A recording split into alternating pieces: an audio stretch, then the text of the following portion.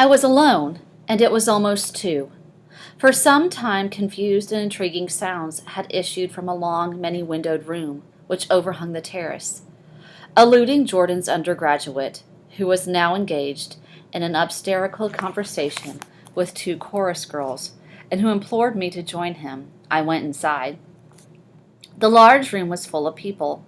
One of the girls in yellow was playing the piano, and beside her stood a tall, red-haired young lady from a famous chorus engaged in song. She had drunk a quantity of champagne, and during the course of her song she had decided ineptly that everything was very, very sad. She was not only singing, she was weeping too.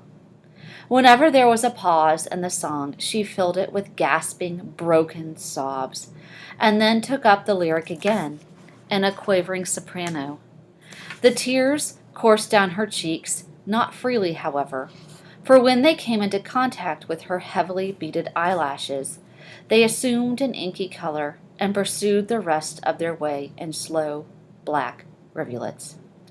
A humorous suggestion was made that she sing the notes on her face, whereupon she threw up her hands, sank into a chair, and went off into the deep, vinous sleep. She had a fight with a man who says he's her husband, explained the girl at my elbow. I looked around. Most of the remaining women were now having fights with men, said to be their husbands. Even Jordan's party, the quartet from East Egg, were rent asunder by dissension. One of the men was talking with curious intensity to a young actress, and his wife, after attempting to laugh the situation in a dignified and indifferent way, broke down entirely and resorted to flank attacks at intervals. She appeared suddenly at his side like an angry diamond and hissed, "You promised!" in his ear. The reluctance to go home was not confined to wayward men. The hall was at present occupied by 2 deplorably sober men and their highly indignant wives. The wives were sympathizing with each other in slightly raised voices. "Whenever he sees I'm having a good time, he wants to go home. Never heard anything so selfish in my life. We're always the first ones to leave. So are we. Guys, it's after 2 a.m. "Well, we're almost the last tonight," said one of the men sheepishly. "The orchestra left half an hour ago." In spite of this wives' agreement, the much malevolence was beyond credibility. The dispute ended in a short struggle, and both wives were lifted, kicking into the night. As I waited for my hat in the hall, the door of the library opened, and Jordan Baker and Gatsby came out together. He was saying some last word to her, but the eagerness in his manner tightened abruptly into formality as several people approached him to say goodbye. Jordan's party were calling impatiently to her from the porch, but she lingered for a moment to shake hands. "I've just heard the most amazing thing," she whispered. "How long are we in there?" "Why, about an hour." "It was simply amazing," she repeated abstractedly. "But I swore I wouldn't tell it, and here I am tantalizing you." She yawned gracefully in my face. "Please come and see me. Phone book, under the name Mrs. Sigourney Howard, my aunt." She was hurrying off as she talked. Her brown hand waved a jaunty salute as she melted into her party at the door. Okay, so Jordan is using a fake name, so she's not bothered because of her status as a tennis player, so she gave Nick the name that she's staying under and told him, "Hey, come see me." Rather ashamed that on my first appearance I had stayed so late, I joined the last of Gatsby's guests. Who were clustered around him. I wanted to explain that I hunted for him early in the evening, and to apologize for not having known him in the garden. "Don't mention it," he enjoined me eagerly. "Don't give it another thought, old sport." The familiar expression held no more familiarity than the hand which reassuringly brushed my shoulder. "And don't forget that we're going up in the hydroplane tomorrow morning at 9 o'clock. Then the butler behind his shoulder. "Philadelphia wants you on the phone, sir." "All right, in a minute. Tell them I'll be right there. Good night. Good night. Good night." He smiled, and suddenly there seemed to be a pleasant significance in having been among the last to go, as if he had desired it all the time. Good night, old sport. Good night. But as I walked down the steps, I saw that the evening was not quite over. 50 feet from the door, a dozen headlights illuminated a bizarre and tumultuous scene. In the ditch beside the road, right side up but violently shorn off one wheel, rested a new coupe, which had left Gatsby's drive not 2 minutes before. The sharp jut of a wall accounted for the detachment of the wheel, which was now getting considerable attention from half a dozen curious chauffeurs. However, as they had left their cars blocking the road, a harsh, discordant din from those in the rear had been audible for some time, and added to the already violent confusion of the scene. Okay, guys, so we have a car that's in a ditch. A man in a long duster had dismounted from the wreck and now stood in the middle of the road, looking from the car to the tire and from the tire to the observers in a pleasant, puzzled way. "See," he explained, "it went in the ditch."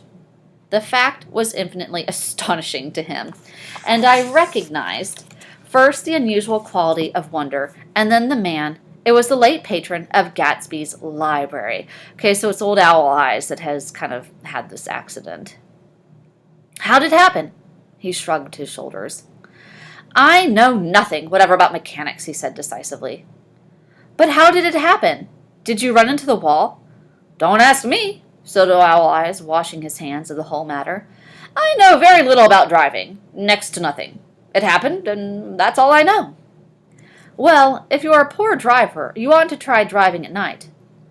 "But I wasn't even trying," he explained indignantly. "I wasn't even trying." An awed hush fell upon the bystanders. "Do you want to commit suicide? You're lucky it was just a wheel. A bad driver not even trying?" "You don't understand," explained the criminal. "I wasn't driving. There's another man in the car." The shock that followed this declaration found voice in the sustained "ah" as the door of the coupe swung slowly open. The crowd, it was now a crowd, stepped back involuntarily, and when the door had opened wide, there was a ghostly pause. Then, very gradually, part by part, a pale, dangling individual stepped out of the wreck, pawing tentatively at the ground with a large, uncertain dancing shoe.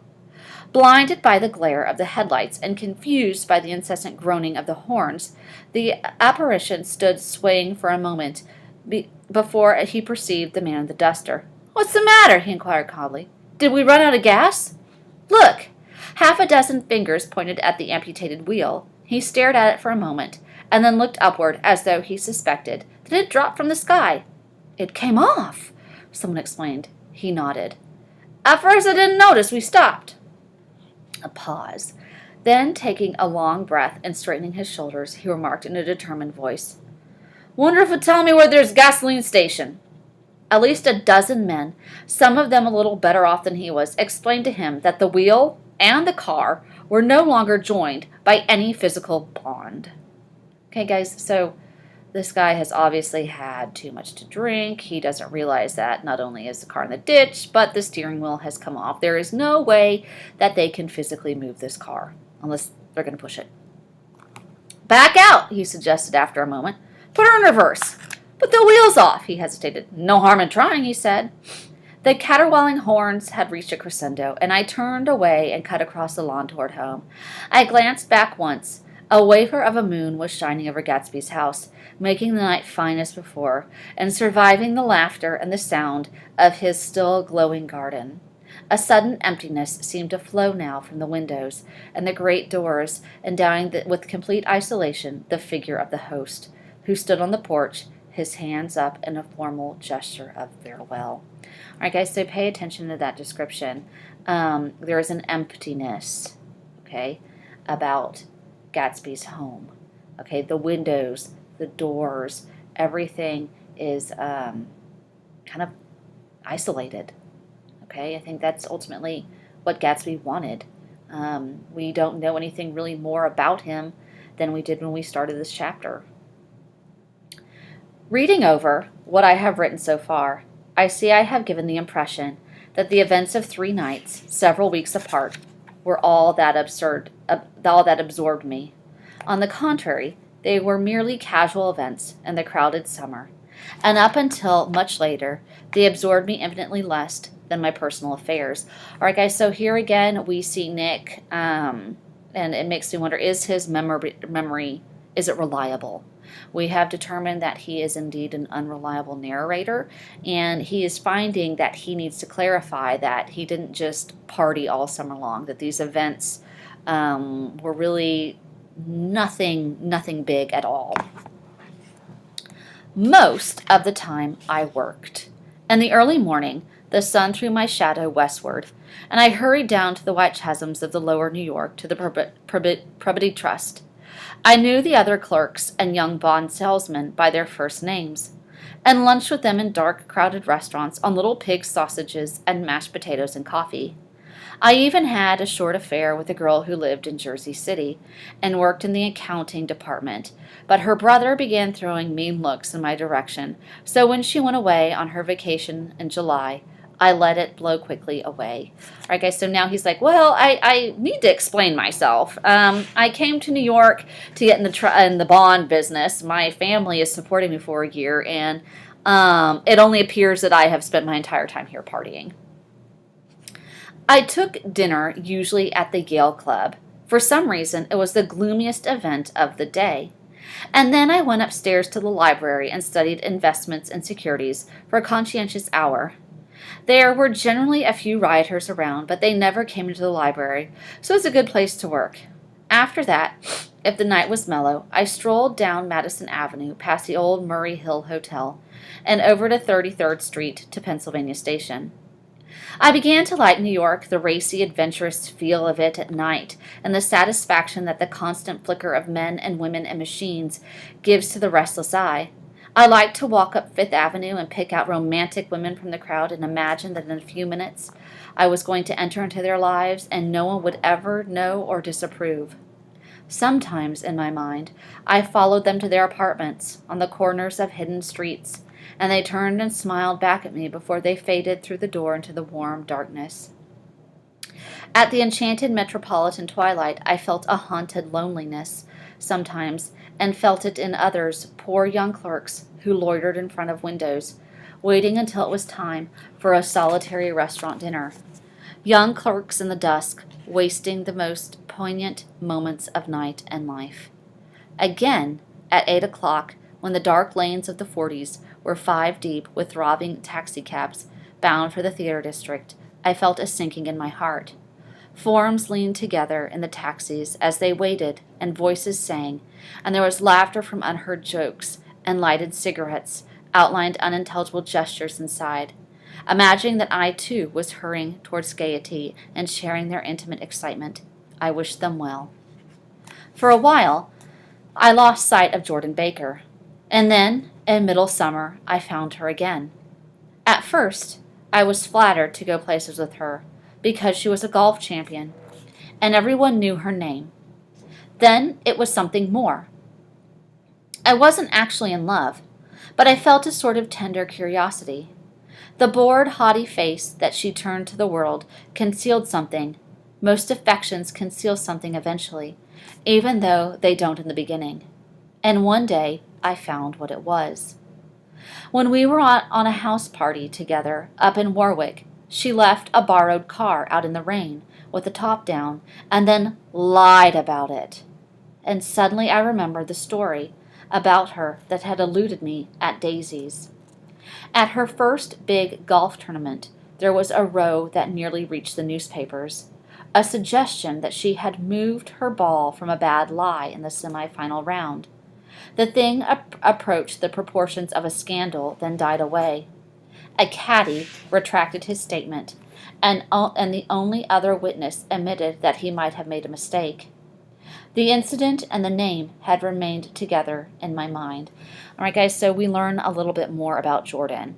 But again, I want you to remember that we are getting this information from Nick, who is our narrator, but he also reads as a character. And we have determined that he is unreliable. Okay, he values himself on not judging others, but I think we can agree that he does indeed do so. We've also learned that Jordan Baker is really not a very good person. She lies, she cheats. we've gotten in this chapter a really good glimpse into who she is. Jordan Baker instinctively avoided clever, shrewd men. And now I saw that this was because she felt safer on a plane where any divergence from a code would be thought impossible. She was incurably dishonest. She wasn't able to endure being at a disadvantage, and given this unwillingness, I suppose she had begun dealing in subterfuges when she was very young in order to keep that cool, insolent smile turned to the world, and yet satisfy the demands of her hard, jaunty body. All right, guys, you might want to add this description of Jordan in your comp books in the Gatsby side under Jordan Baker. It made no difference to me. Dishonesty in a woman is a thing you never blame deeply. Why's that? I was casually sorry, and then I forgot. It was on the same house party that we had a curious conversation about driving a car. It started because she passed so close to some workmen that our fender flicked a button on one man's coat. "You're a rotten driver," I protested.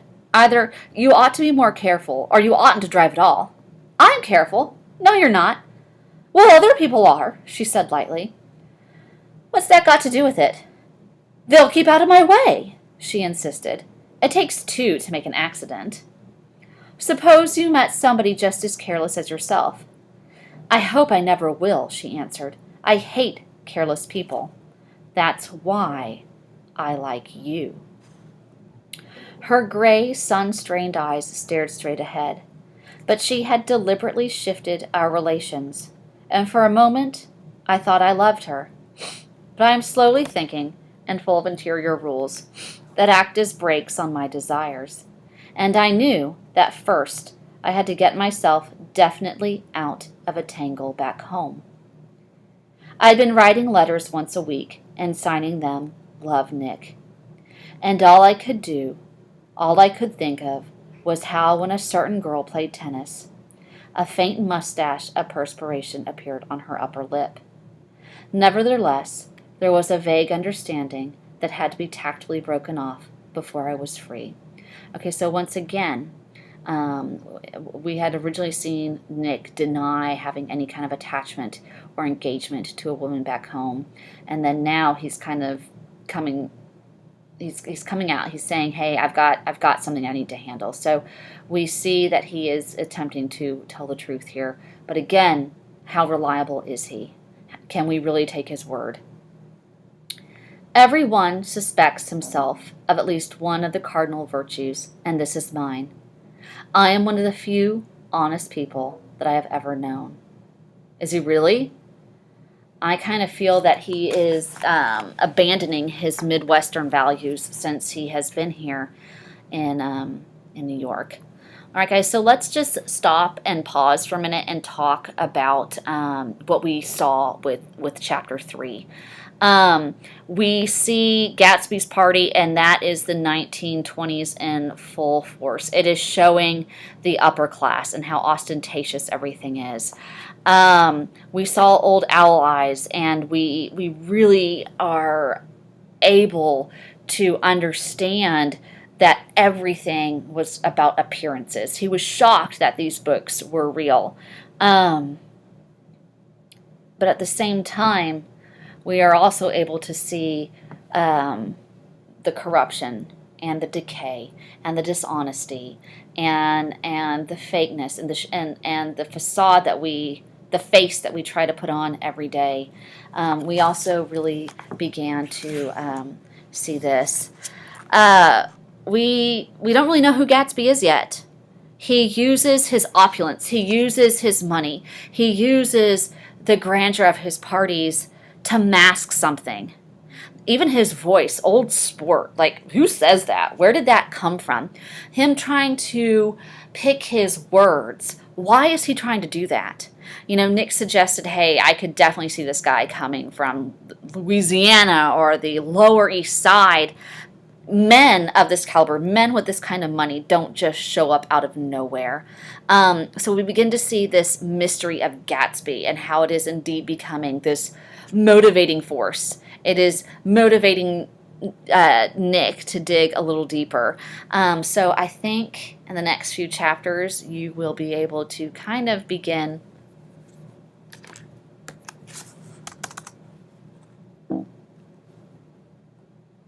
to understand. Sorry, my computer went blank. Gatsby's real story. So stay tuned. That's another day.